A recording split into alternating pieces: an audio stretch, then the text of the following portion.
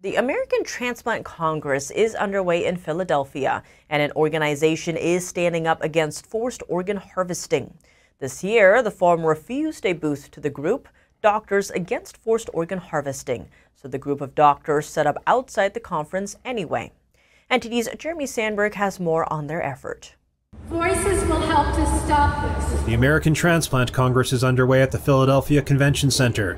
This year, the annual conference refused Doctors Against Forced Organ Harvesting a booth. I've been working on this for so long, who have colleagues in there right now, and they just denied us, just blocked us. So I really wanted to come here. I knew we wouldn't be able to be inside. The organization called DAFOH has spent around 17 years exposing the Chinese regime's forced organ harvesting from prisoners of conscience, compiling data and witness testimony of horrific industrial-scale abuse. The one thing I want to help people know the truth, but I also want to help bring the Chinese Communist Party to justice to stop these heinous crimes against humanity. You can't just kill people for their organs while they're alive.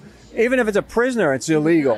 And these are prisoners of conscience. These are Falun Gong, Tibetans, Uyghurs, and Christians. So it needs to stop, and I just want to be part of that. Wherever it is in the world, I want to be part of that. Delaware State Representative Mike Ramone, rallying with DAFOH, said the outcome will be obvious when people are aware. It needs to be stopped. We need to use any kind of political influence to A, educate and stop the people from our country participating, but B, to stop the behavior and the practice in their country. We do it everywhere. We're supposed to be the beacon of humanity in our country. This is our chance to shine that light. To stop this inhuman act. Congressional candidate Aaron Beshear says he wants the U.S. to take solid steps against the CCP. It needs to be stopped and it needs to be condemned, and that's why I'm here. He wants to see accountability. Evil prevails when good people don't do anything about it. And right now we are saying that the evil is prevailing in China by this Chinese Communist Party.